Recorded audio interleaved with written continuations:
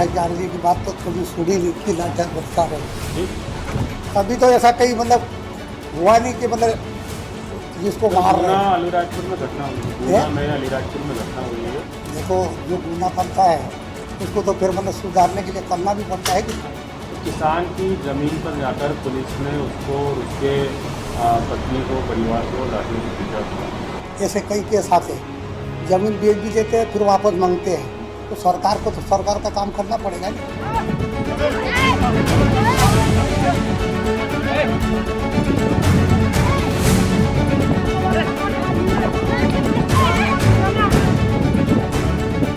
मैंने तो अभी लाठीचार्जी की बात तो कभी सुनी नहीं कि लाठा बरसा रहे। कभी तो ऐसा कहीं मतलब हुआ नहीं कि मतलब जिसको मार रहे हैं। अलीराजपुर में घटना हुई है, गुना में अलीराजपुर में घटना हुई है। देखो जो गुना करता है उसको तो फिर मतलब सुधारने के लिए करना भी पड़ता है कि किसान की ज़मीन पर जाकर पुलिस ने उसको और उसके पत्नी को, परिवार को लाठी से पीटा था। ऐसे कई केस आते हैं, जमीन बेच भी देते हैं फिर वापस मांगते हैं। तो सरकार को तो सरकार का काम करना पड़ेगा ना।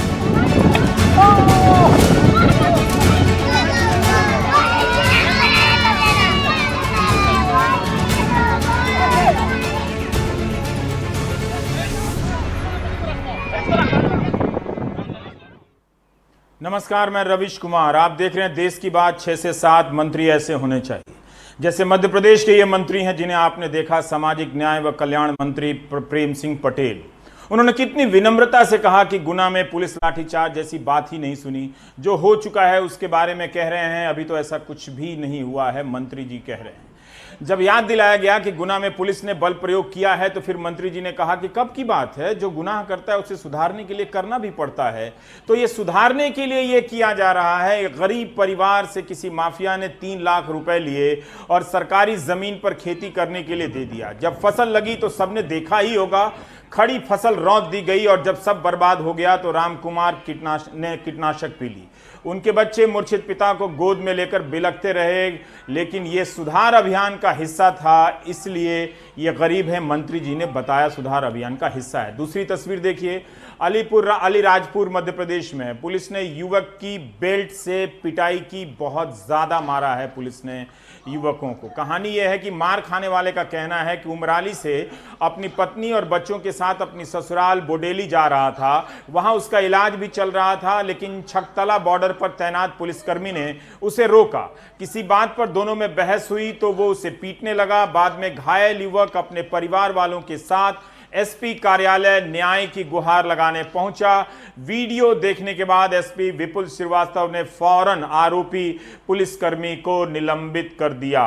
तीसरी घटना बताता हूं। मध्य प्रदेश की पुलिस गरीब और कमजोर लोगों को पीटने में पीछे नहीं। आपने देखा, इन 2 घटनाओं से लगता है कि पुलिस जिसे चाहेगी उसे पीट देगी, लेकिन ऐसा नहीं है। उसी मध्य प्रदेश में खनन माफिया, रेत माफिया कैटेगरी के 2 माफिया हैं जिनसे पुलिस मार खाती है। ये लोग पुलिस को पीट देते हैं, क्या पता इसी का गुस्सा पुलिस गरीब लोगों को पीट कर निकालती है। विजयपुर मध्य प्रदेश में है, लेकिन पुलिस के लिए यह पराजयपुर है। यहां रेत माफिया ने 20 सड़क पर सब इंस्पेक्टर और कांस्टेबल के साथ मारपीट की।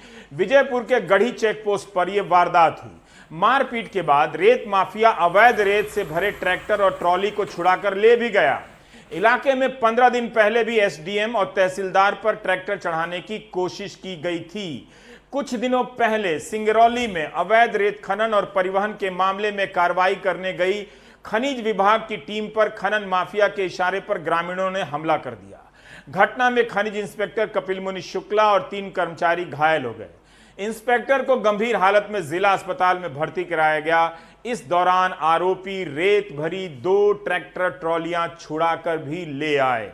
15 दिन पहले एसडीएम और तहसीलदार पर ट्रैक्टर चढ़ाने की कोशिश हुई सिंगरौली में खनिज विभाग की टीम पर। घटना में खनिज विभाग के इंस्पेक्टर इसमें घायल हुए। ये मध्य प्रदेश की तस्वीर है जहां पुलिस गरीब लोगों को मारती है, पीटती है, लेकिन माफियाओं से पिट जाती है। माफिया उनसे ट्रैक्टर छुड़ाकर ले जाते हैं।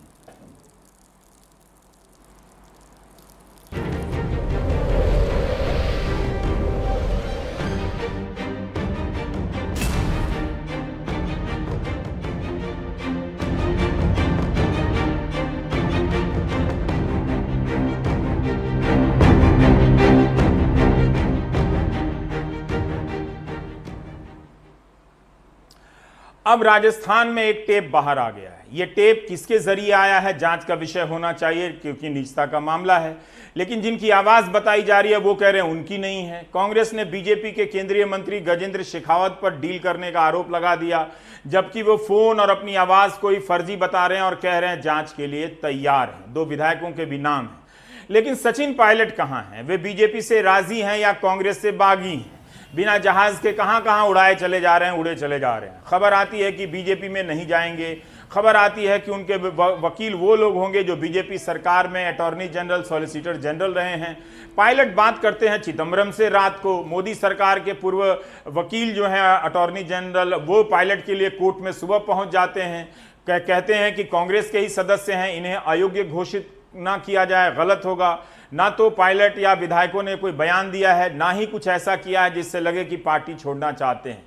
दल बदल तो होता है, लेकिन पहली बार ऐसा हो रहा है। सोचिए, कांग्रेस के करीबी वकील एक दिन संबित पात्रा का केस लड़े कि संबित को बीजेपी में रहना चाहिए, उन्होंने बगावत नहीं की। वैसे संबित पात्रा सचिन पायलट की तरह कभी बीजेपी छोड़कर नहीं जाने वाले हैं। कांग्रेस ट्राई करके देख ले। इस बीच फोन टैपिंग का मामला आ गया। कौन करा रहा है, कैसे करा रहा है, कुछ पता नहीं चल रहा है। निजता का मामला है। केंद्रीय मंत्री गजेंद्र सिंह शेखावत के खिलाफ एफआईआर हो गई है और कांग्रेस के महेश जोशी कहते हैं कि इन्हीं की आवाज़ है, वो आवाज़ पहचानते हैं। और आवाज़ का नमूना लेने के लिए पुलिस की team, special operation group police की टीम IIT मनेसर नाम के एक साधारण से ढाबे में पहुंच गई है, जिसे अंग्रेजी में 5 स्टार कहते हैं। हमारे साथ हमारे सहयोगी जुड़ रहे हैं बात करने के लिए।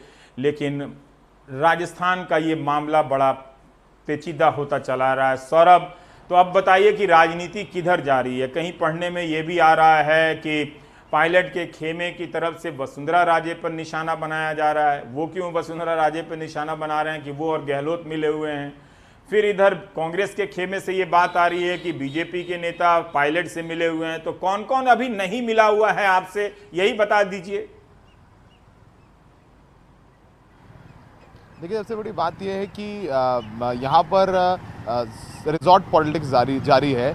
एक 30 किलोमीटर दूर रवि जी यहाँ से रिजॉर्ट है फेयरमाउंट, वहाँ पर अशोक गहलोत सारे विधायकों के साथ बैठे हुए हैं और रणदीप सिंह सुरजेवाला भी हैं जो प्रेस कॉन्फ्रेंस करने आए थे। उनका कहना है कि ये जो ऑडियो टेप्स हैं वो मीडिया के ज़रिए, सोशल मीडिया के ज़रिए सामने आए हैं और अपनी कंप्लेन में भी उन्होंने यही लिखा है कि सोशल मीडिया के ज़रिए वीडियो सामने आए हैं और जिस पर उन्होंने कंप्लेन दर्ज की, जिसमें अब मुकदमा दायर कर लिया गया है केंद्रीय मंत्री गजेंद्र सिंह शेखावत, विधायक भंवर लाल शर्मा के खिलाफ और साथ में संजय जैन नाम के एक शख्स हैं जिन पर आरोप है कि वो बीजेपी की तरफ से डील कर रहे थे, खरीद फरोख्त के लिए बातचीत कर रहे थे।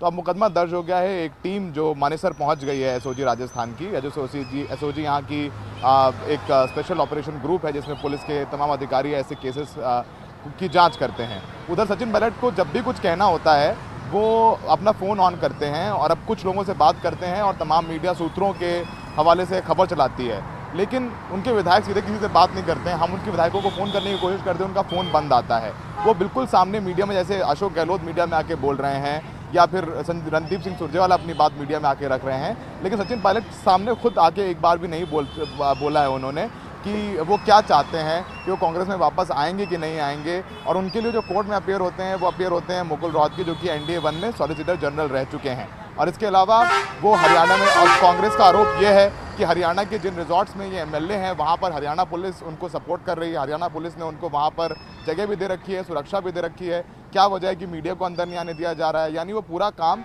बीजेपी के संरक्षण में किया जा रहा है। महेश जोशी का कहना है कि 5 विधायक ऐसे हैं जो वहाँ से वापस आना चाहते हैं, लेकिन उनको बंधक बना के रखा गया है, उनको बाउंसर आने नहीं दे रहे हैं। विधायक अपना फ़ोन का वीडियो बना करके तो भेज सकते हैं, लेकिन वो ये वीडियो बना के नहीं भेज सकते हैं कि हम वापस आना चाहते हैं लेकिन हमें वापस नहीं आने दिए जा रहा है। तो ये भी एक सवाल खड़ा करते हैं। तो दावेदारी दोनों तरफ से रवि जी हो रही है, लेकिन आज कोर्ट में भी जिरा हुई कि हरीश साल्वे ने कहा कि ये कानूनी नहीं है और आपने संविधान की 10 अनुसूची का हवाला दिया कि फंक्शन में नहीं थी असेंबली, आपने कैसे भेज दिया, पार्टी की इंटरनल मीटिंग थी। उधर अभिषेक मनु सिंघवी ने कहा कि जब इन्होंने जवाब ही नहीं दिया स्पीकर का तो ये क्यों कह रहे हैं कि स्पीकर जो है बायस्ड हैं। आप हो सकता है आपके रिप्लाई से स्पीकर सेटिस्फाई हो जाएं और आपको डिस्क्वालीफाई नहीं करें, तो आप ऐसे कैसे कह सकते हैं कि स्पीकर राजनीतिक मंशा से ये पूरा काम कर रहे हैं। तो वीडियो आ जाते हैं, ऑडियो आ जाते हैं रवीश जी, लेकिन सचिन पायलट सामने आकर के अपनी शक्ल नहीं दिखा रहे हैं कि लोग, क्योंकि वो भी चुनकर आए हैं, अपनी चुनाव लड़े हैं, वोट लेकर के आए हैं, प्रदेश अध्यक्ष थे, जनता के नेता हैं, ज़मीन के नेता हैं, लोग उनको भी सुनना चाहते हैं। तो लोगों का भी यही कहना है कि हम भाई अशोक गहलोत को सुन रहे हैं, हम बीजेपी को भी सुन रहे हैं। उन्होंने कह दिया है कि हमारा कोई ऑडियो नहीं है और इसकी जांच सीबीआई से कराई जाए, ऐसे आरोप नहीं लगा सकते कांग्रेस वाले। और ये वीडियो जो ऑडियो टेप्स हैं वो सीएम ऑफिस यानी अशोक गहलोत के ऑफिस से भेजे गए हैं। यानी जितने भी स्टेक होल्डर हैं, रवीश जी अब तक बोला है, स्टेक होल्डर अशोक गहलोत वो टीवी के सामने, मीडिया के सामने आके बोले हैं। गजेंद्र सिंह शेखावत जिन पर आरोप लगे आज वो भी आके बोल रहे हैं, तो तमाम लोग बोल रहे हैं, लेकिन सचिन पायलट खुद सामने आके नहीं बोल रहे हैं। परसों उन्होंने उमाशंकर जी से हमारे यहाँ बात की थी रवीश जी। पर सौरभ एक सवाल है मेरा, सौरभ एक सवाल मैं आपसे जानना चाहता हूं कि आपको लग क्या रहा है, जिस तरह से गहलोत खेमे की तरफ से सक्रियता बढ़ी है, वो ये दावा तो कर रहे हैं कि उनके पास नंबर पर्याप्त हैं, लेकिन ये एक फ़ोन नंबर है जिसके बारे में, उस फ़ोन की टैपिंग है जिसके बारे में कोई क्लेम नहीं कर रहा है कि वो कहाँ से आया है, लेकिन उसके बहाने राजनीति भी हो रही है। तो क्या ये फ़ोन टैपिंग की राजनीति बता रही है कि सरकार के भीतर भी कुछ असुरक्षा है? वो ये सेंस कर रही है कि अभी भी ये मामला नहीं फाइनल हुआ है, और उसी तरह से सचिन पायलट अभी नहीं आ रहे हैं कि जिसके भी इशारे पर नहीं बोल रहे हैं या बोल रहे हैं, जिस तरह से किसी और दल के करीब के लोग उनके लिए मदद के लिए आ रहे हैं। तो क्या अभी दोनों को लग रहा है कि मामला अभी पक्का नहीं हुआ है, तो कुछ दिनों के लिए इसमें बार्गेन किया जाए? जी बिल्कुल ऐसा लग रहा है, क्योंकि जो भी ऑडियो हैं, क्योंकि अशोक गहलोत ने परसों मीडिया के सामने कहा कि उनके पास हॉर्स ट्रेडिंग के सबूत हैं, वो क्या सबूत है उन्होंने नहीं बताए, और आज ये ऑडियो सामने आ गए। उन्होंने बोला कि हॉर्स ट्रेडिंग हो रही थी, सचिन पायलट और उनके जो विधायक खेमे के हैं वो हॉर्स ट्रेडिंग में संलिप्त हैं। यहाँ तक कह दिया कि उन्होंने कि स्मार्ट दिखना या अंग्रेजी में बाइट देना सिंसेरिटी नहीं होती है। तो सब अपने पत्ते बचा के रखे हुए हैं। उस समय अभी ऑडियो आए, उसके बाद हो सकता है कि कोई वीडियो आए, और उसके बाद ये कहा जा रहा है कि उसके बाद अभी भी कहा जा रहा है कि कोई एक ऑडियो क्लिप है वो भी और आ सकती है, कोई वीडियो क्लिप आ सकते हैं। और सचिन पायलट खेमे का कहना है कि उनके फ़ोन गैर कानूनी तौर पर टैप किए जा रहे थे। यहाँ तक कि एफआईआर जो की गई है आज रवीश जी, उसमें सेडिशन का चार्ज है 124A, तो उस चार्ज के तहत पुलिस फ़ोन तक जब्त कर सकती है। यही वजह है कि अब वहाँ पर भी हरियाणा पुलिस का पहरा बढ़ाया गया है, राजस्थान पुलिस पहुँच गई है। और जो हमारे सूत्र बता रहे हैं रवीश जी कि भंवर लाल शर्मा जिनके खिलाफ ये एफआईआर हुई है, उनको पूछताछ के लिए एसओजी यहाँ ला सकती है। तो यानी मुश्किल थोड़ी सी हो सकती है सचिन पायलट खेमे के लिए, लेकिन लगातार बाड़े में है विधायक अशोक गहलोत के, और अशोक गहलोत भी उनके साथ बने हुए हैं। जी बहुत बहुत शुक्रिया, जी बहुत बहुत शुक्रिया सौरभ जानकारी देने के लिए। इसी तरह से संस्थाएं भी विघटित होती चली जा रही हैं। आपको ज़रा सा याद दिलाता हूं कि बंगाल में यही हुआ था, जब वहां कमिश्नर थे, पुलिस के बड़े अधिकारी थे राजीव कुमार, उनकी गिरफ्तारी का ड्रामा हुआ, एक दूसरे एजेंसी की सुरक्षा बल भेजे गए। आज वो केस कहाँ है? इतना बड़ा मामला हो गया था उनके अरेस्ट करने का, इससे उससे आपको कुछ याद नहीं होगा। हरियाणा पुलिस विधायकों को गार्ड कर रही है, राजस्थान की पुलिस अपने विधायकों को लेने गई है, आवाज़ का सैंपल ले रही है। जब कांग्रेस के विधायक मीटिंग करते हैं तो वहाँ ईडी और अन्य जांच एजेंसियाँ उसी वक्त पहुँच जाती हैं, जबकि उन्हें और भी पता होगा कि इन लोगों के पास गलत पैसे होंगे तो कहाँ कहाँ से होंगे, और राजस्थान की पुलिस मानेसर के बाहर पहुँच जाती है। इसमें नुकसान ये हो रहा है कि आपकी संस्थाएँ, न्याय तंत्र से लेकर कार्यपालिका की संस्थाएँ लगातार ध्वस्त होती जा रही हैं। अगर आपको लगता है कि इससे आपको फ़ायदा होने वाला है तो आप गफलत में हैं, आप भ्रम में हैं। उसका नुकसान आप अभी ही उठा रहे हैं कि यहाँ वहाँ भटकते जा रहे हैं, कोई सुनने वाला है नहीं। मीडिया भी ख़त्म ही हो गया, वहाँ भी आप देख ही रहे हैं कि यही सब कहानियाँ चल रही हैं। ब्रेक के बाद हम असम के बाढ़ की बात करेंगे, लेकिन ये पहले देखिए क्या हो रहा है देश में। नेपाल के राजदूत को यूपी के मुख्यमंत्री से बात करनी पड़ी कि उनके नागरिक का सर मुड़वाकर उनके प्रधानमंत्री के खिलाफ नारे लगवाए गए और जय श्री राम लिख दिया गया। ये आप वीडियो रिपोर्ट देखिए, लौट कर आते हैं तो असम की बात करते हैं। नेपालको कति मान्छे विदेश गए कमाउनु खानको लागि, हामीलाई इन्डियाले सहारा दिएको हो। इन्डियाले सहारा दिएको, हामी यहाँ कमाएर खाइरहेको छु। हामीलाई राम्रोसित कमाउन खान दिनु। श्री रामजीको लागि यति उत्पाद गर्नुहुन्छ कि श्री रामलाई भन्नुहुन्छ कि नेपालको बसिन्दा छ, नेपालको बसिन्दा होइन, श्री राम हाम्रो भारतको बसिन्दा हो। जय श्री राम, भारत जय।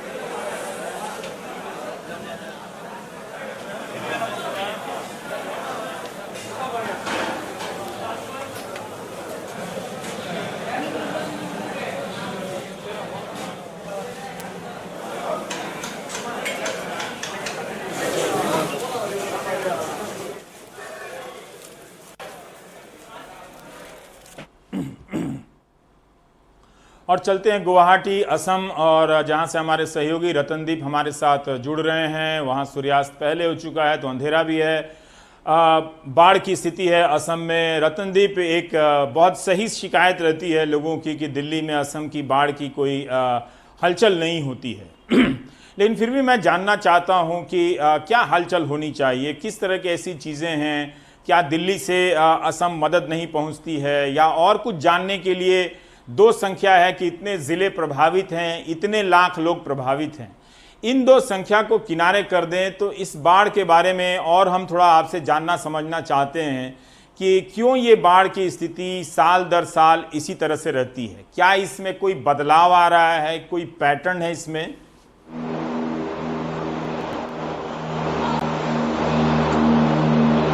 जी हाँ, जो असम में बाढ़ होती है, हर साल बाढ़ होती है असम में, और बाढ़ कोई नई बात नहीं है असम के लोगों के लिए। मगर असम के लोगों के मन के अंदर एक बात हमेशा खलती है कि असम के बाढ़ को जो बाकी देश के बाकी हिस्सों के लोग हैं, जिस तरह से असम प्रभावित रहती है और असम के लोगों को जिस तरह की परेशानियों का सामना करना पड़ता है, क्या देश के बाकी हिस्से के लोग उस बात से वाकिफ हैं, और अगर वाकिफ हैं तो क्या वो इस बारे में सोचते हैं? क्योंकि यहाँ पे हमेशा जब भी हम फील्ड में जाते हैं, पिछले एक हफ्ते से हर दिन हम एनडीटीवी पे जो दूर दराज के इलाके हैं, जो कि बाढ़ से प्रभावित इलाके हैं, उन इलाकों की खबरें हम आप तक लेके आए हैं, हमारे दर्शकों तक लेके आए हैं, लेके आने की कोशिश हमने की है। मगर जब भी हम जाते हैं तो लोगों का यही कहना होता है कि आप आ रहे हैं मगर ज़्यादा लोग नहीं आ रहे हैं, क्यों हमारी कहानी बाकी लोग नहीं दिखाना चाहते हैं? तो क्या दिखाना चाहते हैं, नहीं दिखाना चाहते हैं, वो एक दूसरी डिबेट है, मीडिया प्रायोरिटीज है। मगर जो सबसे बड़ी बात है कि आसाम का बाढ़ सिर्फ एक संख्या नहीं है कि 40,000 लोग प्रभावित हैं और 70 से भी ज्यादा लोग मर गए हैं, वो तो एक ह्यूमन ट्रेजेडी का एक अंग है। मगर अगर आप देखें असम की हिस्ट्री को, तो पिछले कई दशकों से असम ने बहुत बड़े बड़े बाढ़ झेले हैं। इस बार भी बाढ़ आई। इस बार का जो बाढ़ आया है ये थोड़ा सा अलग है, इस बार इससे थोड़ा सा अलग है, क्योंकि असम में जो बाढ़ आती है वो 1, 2, 3 वेव्स में आती है। हमने कभी देखा है कि 4 वेव्स में भी बाढ़ आया। मगर इस बार जो बाढ़ आया, जो 1-1.5 महीने से जो बाढ़ चल रही थी कुछ जिलों में, वो बाढ़ पहले मर्तबा एक बाढ़ आई जो ज्यादा मतलब भयंकर नहीं थी, और उसके बाद पानी कुछ जगह पे वो पानी फिर से नीचे हो गया, रिड्यूस कर गया, और इसके बीच कोविड-19 का जो पेंडेमिक है वो चल रहा है। मगर पिछले एक हफ्ता 10 दिनों से फिर से एक जो स्पाइक, कोविड-19 के नंबर्स के स्पाइक के साथ बाढ़ की भी स्पाइक हुई। ऐसा माहौल बना जहां पे कि पिछले 10 दिन और 2 हफ्ते की बात अगर करें तो एक ऐसा स्पेल रहा 5-6 दिनों का जहां पे बहुत ज्यादा बारिश हुई। सिर्फ असम में नहीं, असम से सटे हुए अरुणाचल प्रदेश, असम से सटे हुए मेघालय और असम से सटा हुआ भूटान, ये तीनों जो जियोग्राफिकल एरियाज हैं, ये हिली एरियाज है। असम एक वैली है, क्योंकि अगर आप असम का जो मैप में उसका मैप अगर देखें और इसको ज्योग्राफी को स्टडी करें, तो असम में डीमा हसाओ और कार्बी आंगलोंग ये 2 हिल डिस्ट्रिक्ट्स हैं और बाकी 2 वैली रीजन है। यहाँ पे 2 बड़े नदियां हैं, ब्रह्मपुत्र, तो ब्रह्मपुत्र के से दोनों और जो बसे हुए लोग हैं और जो जिले हैं उनको ब्रह्मपुत्र वैली हिसाब में जाना जाता है। और इसके साथ एक छोटा सा और एक वैली है जो सदर्न असम में है, जो कि बड़ाक नदी, जो कि असम का दूसरा बड़ा नदी है, उसके इर्द गिर्द बसे हुए 3 डिस्ट्रिक्ट्स हैं। तो ये जो वैली रीजन है ये फ्लड प्रोन है और हमेशा हर साल फ्लड होती है। इस बार जो हुआ पर्टिकुलरली लोअर असम में जो वर्स्ट हिट डिस्ट्रिक्ट है बरपेटा में, वहां पे पिछले 1 महीने से भी ज्यादा समय से वहां पे बाढ़ का पानी है। पहले पानी आया, पानी वहां पे बाढ़ जो फसल है, जो खेती है, उसको तबाह करके ले जा चुकी थी। फिर थोड़ा बाढ़ का पानी घटा, लोग जो वहां पे जो फसल की खेती करते हैं उनके साथ उस एरिया में जूट का भी प्लांटेशन वो करते थे। उन्होंने सोचा कि ठीक है, लॉकडाउन चलता रहा, उसके बीच वो फसल काट के कहीं पे दे भी नहीं पाए, फसल बाढ़ से बह गई। ठीक है, हम कुछ पैसा बना लेंगे, लॉकडाउन के बाद जूट जूट की जो फसल है उसको काट के कुछ कमाई हो जाएगी, मगर जो ये सेकेंड फेज आया उसमें जूट का फसल भी चला गया। तो ये 2 बार मार पड़ी लोगों के ऊपर, डबल वेमी है, और इसके साथ सरकार के ऊपर भी प्रेशर है, दबाव है। सवाल है सरकार, असम डिजास्टर मैनेजमेंट अथॉरिटी। हाँ रवीश जी। रतनदीप, मेरे 2 सवाल हैं। इन इलाकों में आप बार बार जाते हैं, कई साल से तो मैं खुद देख रहा हूँ। मैं ये जानना चाहता हूँ कि 2 बाढ़ के बीच इनकी इकोनॉमिक प्रोफाइल पर क्या असर पड़ता है। सरकारें बहुत सारी योजनाएं चलाती होंगी, तो क्या वो सब खत्म हो जाता है, लोग किस तरह से तबाही होती है। और दूसरा कि हर साल जब बाढ़ आती है तो बाढ़ के मैनेजमेंट का सिस्टम असम में कैसा है। जैसे हम ओडिशा के बारे में तो जानते हैं कि चक्रवात से लड़ने का एक सिस्टम है, पर असम का सिस्टम कैसा है, क्या वो हमें जानकारी नहीं है। अगर आप इसके बारे, इन 2 चीजों के बारे में बता सके तो। पहली बात है कि जो फेजेस ऑफ फ्लड के बीच जो समय रहता है, इसमें लोगों को थोड़ा वक्त मिलता है, थोड़ा अपने आप को फिर से देखिए। कुछ लोगों के तो घर चले जाते हैं, उनके जो मवेशी हैं, जो गाय हैं, भैंस हैं, वो भी चले जाते हैं, तो उनको बहुत समय लगता है कि फिर से अपने लाइफ को रिस्टार्ट करें। तो जो फ्लड प्रोन एरिया है वहाँ पे लोग भी एकस्टम्ड है। तो बहुत जगह ऐसे हैं जहाँ पे कि लो लाइंग एरियाज में जो आसपास में जो हायर ग्राउंड्स है वहां पे प्लेटफॉर्म बना हुआ रहता है, लोग वहां पे चले जाते हैं पहले से। तो इससे जान माल की खतरा थोड़ी टलती है, और इसीलिए शायद असम में आप देखेंगे तो फ्लड में जो डेथ टोल है, अगर असम के लोग प्रिपेयर्ड नहीं होते, अगर एक्सपीरियंस नहीं रहता, शायद ये डेथ टोल और भी ज्यादा रहता। मगर वो जो रिस्टार्ट करने की बात है लाइफ को, सरकार द्वारा कुछ प्रोजेक्ट्स चलाए जाते हैं, लोगों को फ्री में ग्रेन्स दिया जाता है, और जो आपके जो पेडी फील्ड्स के लिए भी दिया जाता है। मगर हर बार जो फ्लड आती है, इससे उनका जो ओवरऑल इकोनॉमिक स्ट्रक्चर है उसमें बहुत ज्यादा धक्का लग चुका है, और ये एक जोड़ने और तोड़ने की लड़ाई चलती रहती है, और इस लड़ाई में साल बीत जाता है। अब अगर बात करें किस तरह से क्यों असम में इतना ज्यादा बाढ़ आता है, इसका एक मुख्य कारण है। अगर आप असम को देखें तो असम में 5000 किलोमीटर का एम्बैंकमेंट है, सिर्फ ब्रह्मपुत्र नदी के ऊपर नहीं, ब्रह्मपुत्र के साथ ब्रह्मपुत्र के ट्रिब्यूटरीज जो शाखा नदियां हैं वो लगभग 50 नदियां हैं।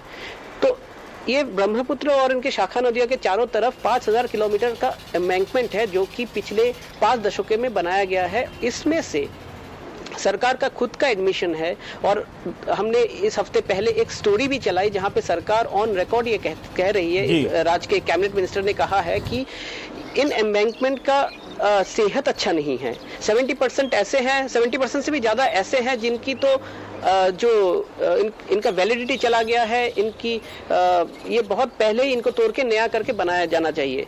मगर क्या होता है कि जब भी बाढ़ आती है तो जो वाटर कॉलम का प्रेशर रहता है, जब डेंजर लेवल से ब्रह्मपुत्र बहुत तेजी से बढ़ता रहता है, और आपको ये भी ध्यान रखना पड़ेगा कि ब्रह्मपुत्र का जो वाटर डिस्चार्ज का कैपेसिटी है वो पूरे विश्व में बहुत पहले 3 नदियों में पड़ता है, तो इसका जो वाटर कैरिंग कैपेसिटी वॉल्यूम है बहुत ज्यादा है।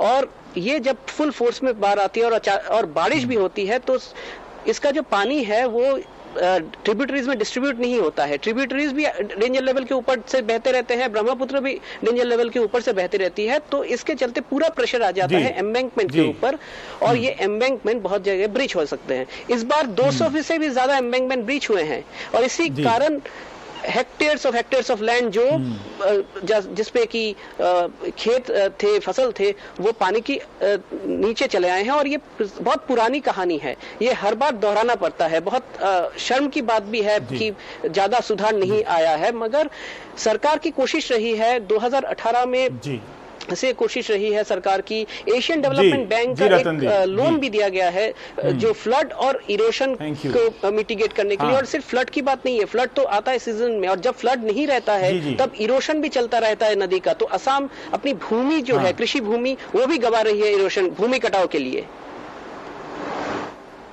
जी, बहुत ही अहम जानकारियां रतनदीप ने आपको असम के बाढ़ के पैटर्न के बारे में दी हैं, और उम्मीद करते हैं रतनदीप लगातार वहां से रिपोर्टिंग कर भी रहे हैं असम से।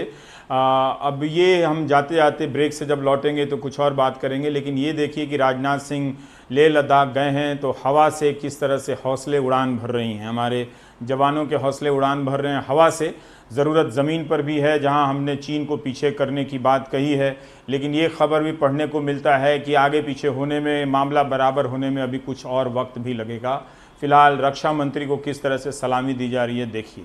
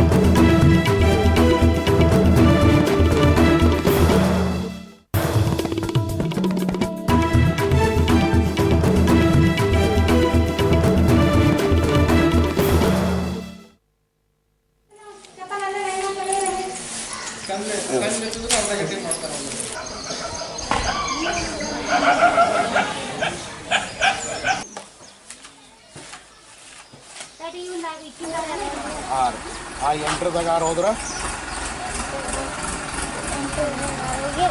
2 ಈ 2 3ಕ್ಕಿಂತ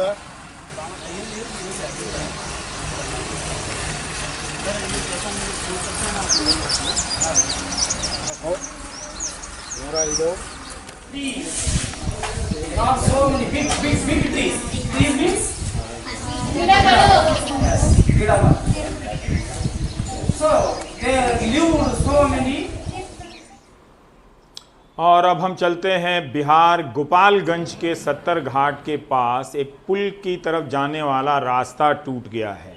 इसका हाल ही में मुख्यमंत्री नीतीश कुमार ने उद्घाटन किया था और इसे लेकर वहां की राजनीति गरमाई हुई है।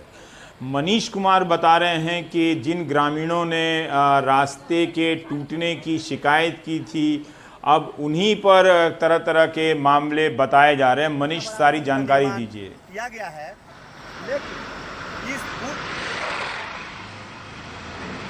रवीश, देखिए, शायद ये बिहार में ही होता है, क्योंकि आज या कल भी जो भी पत्रकार भी गए थे या वहाँ के जो स्थानीय विधायक भी हैं, सबने यही कहा कि ये जो पुल बना तो ये जो अप्रोचिंग रोड है उस पर भी एक छोटी सी पुल बनी है।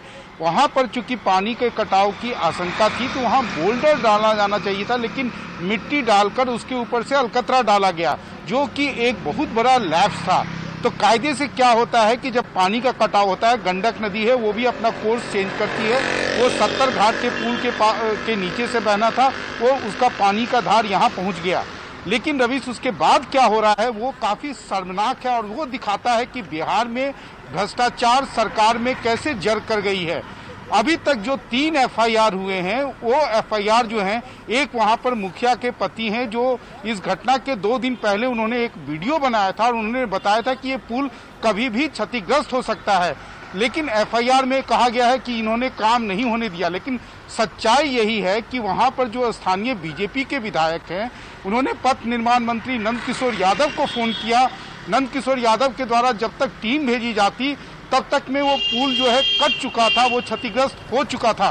कायदे से जो पहली प्राथमिकी होती वो जो बनाने वाली कंपनी है उस कंपनी के खिलाफ होती, जिन अभियंताओं ने उसका इंस्पेक्शन किया था और उसका फिटनेस रिपोर्ट दिया था उनके खिलाफ होता। लेकिन ये पूरा जो मामला है वो सबको बचाने के लिए और ऐसे ऐसे लोगों के खिलाफ एफआईआर किया जा रहा है कि लोग अब हंस रहे हैं कि ये कैसी सरकार है, कैसे लोग हैं, किस तरीके से डैमेज कंट्रोल या एक तरह से पूरे मामले को हसब करने की कोशिश की जा रही है।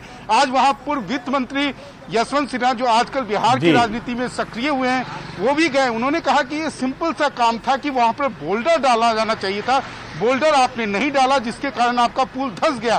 बोल्डर डालने का काम किसका था? जिस कंस्ट्रक्शन कंपनी को काम मिला था उसका था, उसके द्वारा नेग्लिजेंस हुआ, लेकिन उसके खिलाफ अभी तक कोई एफआईआर नहीं हुई है। जो इस बात को साबित करता है रवीश जी। कि किस तरीके से उस कंपनी को, अभियंताओं को, विभाग के अभियंताओं को बचाने की कोशिश हो रही है, और वही दिखाता है कि बिहार में भ्रष्टाचार किस तरीके से अब घर कर गया है, जड़ कर गया है, उनका किस तरीके से शिकंजा सरकार के ऊपर है। रवीश जी, बहुत बहुत शुक्रिया मनीष कुमार ये सारी जानकारी देने के लिए। ये हंसने की बात नहीं है कि जिस व्यक्ति ने आगाह किया कि ये पुल टूट सकता है उसके खिलाफ एफआईआर हो जाए, और जिस कंपनी ने पुल का निर्माण किया है उसका जिक्र तक ना हो। ये बताया जा रहा है कि सिर्फ दिल्ली में गौतम नवलखा, सुधा भारद्वाज या कफील खान ही नहीं शिकार होंगे, हर वो आम आदमी को भी जेल में ठेल दिया जाएगा, ठूंस दिया जाएगा जो इतना बताने का जुर्म करेगा कि ये इमारत कभी भी गिर सकती है, ज़रा गिरने से बचा लीजिए। ये करना भी, बोलना भी अब गुनाह हो गया। सरकारें अब बेपरवाह होकर ये काम खुलकर करती चली जा रही हैं। तो आप देखिए, अगर आपको दिखाई दे रहा है तो, और अब देखते हैं राजनीतिक खबरें। कांग्रेस के नेता राहुल गांधी ने एक वीडियो रिलीज कर मोदी सरकार पर हमला बोला है। उन्होंने कहा है कि विदेश नीति और आर्थिक मामले में भारत पिछड़ा है, इसलिए चीन आक्रामक हो रहा है। राहुल गांधी भी दरअसल पीएम मोदी की राह पर चल पड़े हैं। उन्होंने आज पहली बार एक तरह से मन की बात की। सुंदरापुरम इलाके में पेरियार की प्रतिमा पर भगवा रंग फेंके जाने का विरोध तेज हो गया है। कोयम्बटूर में उनके समर्थकों ने जबरदस्त प्रदर्शन किया। राज्य के और इलाकों से भी इस तरह के विरोध प्रदर्शनों की खबरें आ रही हैं।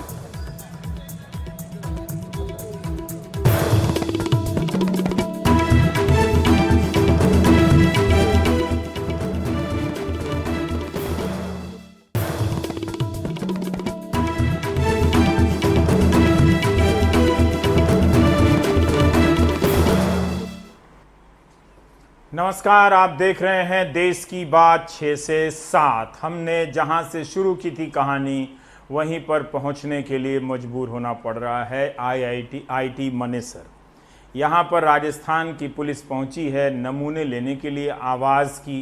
कथित रूप से जो आवाज़ें मीडिया में तैर रही हैं कि बीजेपी के केंद्रीय मंत्री और कांग्रेस के कुछ विधायक मिलकर सरकार गिराने बनाने में लेन देन की बातें कर रहे हैं, उसका नमूना लेने के लिए ये पहुंची है और यहाँ पर इन्हें घुसने नहीं दिया जा रहा है। आईटी मनेसर जो वहाँ पर मनेसर में जो होटल है वो हरियाणा में है, तो वहाँ हरियाणा की पुलिस है। हरियाणा की पुलिस रोक रही है राजस्थान की पुलिस को। रवीश रंजन है यहाँ पर। बताइए, ये दोनों किस पुलिस के हैं, दोनों किस देश की पुलिस हैं? जो क्या अभी तो इतने सारी हमने देखे कि यहाँ की पुलिस वहाँ चली जाती है, पर इन्हें क्यों रोका जा रहा है? रवीश, क्या हो रहा है वहाँ पर?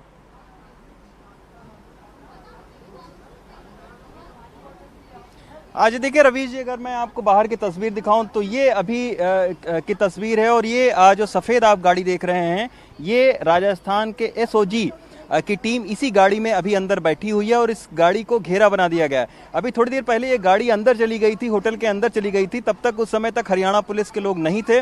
तब इन्हें प्राइवेट जो सिक्योरिटी गार्ड हैं उन्होंने इस गाड़ी को रोका, और इसके बाद में कुछ देर बातचीत जैसे ही हुई तो 10 मिनट के बाद में हरियाणा पुलिस के तमाम सारे लोग आ गए और उन्होंने गाड़ी को और मीडिया को बाहर निकाल दिया है।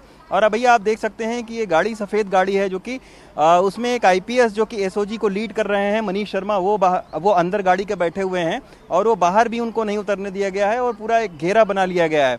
और उनसे हरियाणा पुलिस से जो हमने बात करने की कोशिश की कि आखिर उनके पास में एक जो है वो मामला दर्ज है और मुकदमा दर्ज है, उसके आधार पर वो लोग आए हुए हैं। तो हरियाणा पुलिस का ये कहना है कि परमिशन लेना पड़ता है। आमतौर पर हमें जो बात पता है वो यही पता है कि अगर दूसरे राज्य में किसी के खिलाफ में मुकदमा दर्ज है और जब वो पुलिस आती है तो वो लोकल थाने पर इन्फॉर्म करती है कि हमें ये पता चला है कि जिसके खिलाफ में मुकदमा दर्ज है वो यहाँ पर है आपके थाने में, तो वो थाने की पुलिस उनके साथ में आती है और कोऑपरेट करती है और बाकायदा पूछताछ के लिए उस आदमी को लेकर जाया जाता है। लेकिन यहाँ पर हो रहा है क्योंकि इसके पीछे राजनीतिक बहुत सारी बातें हैं, बहुत सारी राजनीतिक मंशा है और कहीं ना कहीं ये चुना भी इसीलिए गया यहाँ पर जो है वो विधायकों को रखने का, क्योंकि कांग्रेस के विधायक हैं, बीजेपी का यहाँ पर शासन है, तो इसी के चलते अब हरियाणा पुलिस और राजस्थान पुलिस आपस में उलझी हुई है। हरियाणा पुलिस का ये कहना है कि हम अभी बातचीत इनसे कर रहे हैं, परमिशन इनको हम देंगे बातचीत करने के बाद में। तो पता नहीं कौन सी बातचीत हो रही है यहाँ पर होटल के बाहर। कोई सीनियर IPS भी यहाँ पर नहीं आया है। हरियाणा पुलिस का एक थानेदार स्तर के यहाँ पर अधिकारी आए हुए हैं, वो भी कोई बातचीत नहीं कर रहे हैं, क्योंकि SOG के टीम के जितने भी लोग हैं वो गाड़ी के अंदर हैं, बाहर हरियाणा की पुलिस है। हमने रवीश जी ऐसे तमाम सारे उदाहरण देखे हैं। आपको याद होगा पश्चिम बंगाल का, बेंगलुरु का ऐसा उदाहरण है कि जब दूसरे राज्य के आमतौर पर पुलिस किसी राजनीतिक मामले को लेकर, किसी राजनीतिक शख्स के ऊपर जब मामला दर्ज होता है, उसको लेकर जब दूसरे राज्य में जाती है तो वहाँ की राज्य कोऑपरेट नहीं करती है, क्योंकि एक राजनीतिक प्रतिस्पर्धा उस तरीके की देखी जाती है। तो यहाँ भी हो यही रहा है। और आज सुबह से उम्मीद इसी बात की थी कि यहाँ पर कैओस होगा और अव्यवस्था फैलेगी, राजस्थान पुलिस आएगी तो हरियाणा पुलिस जाने नहीं देगी। ये हम लोगों को तकरीबन 3 से 4 घंटा पहले भी पता थी बात, क्योंकि जो भी हरियाणा पुलिस के लोग हैं उनसे जो हमारी अनऑफिशियल बातचीत हुई तो उन्होंने यही कहा कि अभी सीनियर लेवल से हमें कोई आदेश नहीं है कि इनको जाने दिया जाएगा कि नहीं। तो जैसा कि हम सारे लोगों को पता था कि ये बाहर यही ड्रामा होना है, तो ये सारा अभी चल रहा है यहाँ पर ड्रामा। अभी हमें ये भी नहीं पता है कि इस होटल के अंदर जिन 2 विधायकों के खिलाफ में जो मुकदमे दर्ज हैं वो हैं इस होटल के अंदर कि नहीं हैं, क्योंकि इस होटल में भी विधायकों को रखा गया है और यहाँ से तकरीबन 10 किलोमीटर दूर एक और होटल है, वहाँ पर भी कुछ विधायकों को रखा गया है। तो अभी ये होटल चूंकि 300 एकड़ में फैला हुआ है, बहुत बड़ा प्रेमाइसिस है होटल का, तो मीडिया के भी लोगों को बहुत दूर रखा गया था। लेकिन SOG की टीम आई तो हम लोग उसके साथ साथ चले आए थे, अंदर भी हम लोग गए थे, लेकिन अभी सबको बाहर निकाल दिया गया है और इंतजार हो रहा है कि कोई हरियाणा का कोई सीनियर ऑफिशियल्स यहाँ पर आए तब उनके साथ में बातचीत करेंगे। जी बहुत बहुत शुक्रिया रवीश, आप इनसे दूरी ही बनाए रखिए, जितना इन लोगों से दूर रहेंगे ठीक ही है। लेकिन जैसा कि हमने बताया कि हो क्या रहा है इस कार्यक्रम के जरिए ही आप समझिए, पुलिस आम आदमी को पीट रही है, पुलिस उस आम आदमी के खिलाफ FIR कर रही है जो एक पुल के गिरने की शिकायत करता है। एक राज्य की पुलिस दूसरे राज्य की पुलिस को रोक रही है, जबकि एक राज्य की पुलिस दूसरे राज्य में जाती है, अपराधियों को पकड़ती है, उसका प्रोटोकॉल बना हुआ है। लेकिन यहाँ मामला विधायक का है। इसके बीच जो आपको मज़ा आ रहा है उसमें आपको बता रहा हूँ कि किसी दिन हंसने की लायक भी लोग नहीं रहेंगे। वो इसलिए नहीं रहेंगे कि जब संस्थाएं ख़त्म हो जाएंगी, पुलिस का सिस्टम, नियम कानून का सिस्टम, न्यायपालिका का सिस्टम, तो इसी तरह की अराजकता के नमूने आपको देखने को मिलेंगे। हालांकि मेरी बात 10 साल बाद जाके समझ में आती है, इसलिए इसका डेडलाइन बड़ा लंबा है। कोई जल्दी नहीं है कि आप आज ही समझें, लेकिन याद रखें 10 साल बाद रोते वक्त ये सारी बातें याद आएंगी कि किसी ने बताया था। ये जो हो रहा है इस वक्त, जब लोग कोरोना के कारण मर रहे हैं, मर इसलिए रहे हैं कि एम्बुलेंस नहीं मिल रही है, भर्ती में समय लग रहा है, टेस्टिंग में देरी हो रही है और लाइन में खड़ा होकर व्यक्ति मर जा रहा है, गिर जा रहा है, अस्पताल पहुंचकर मर जा रहा है।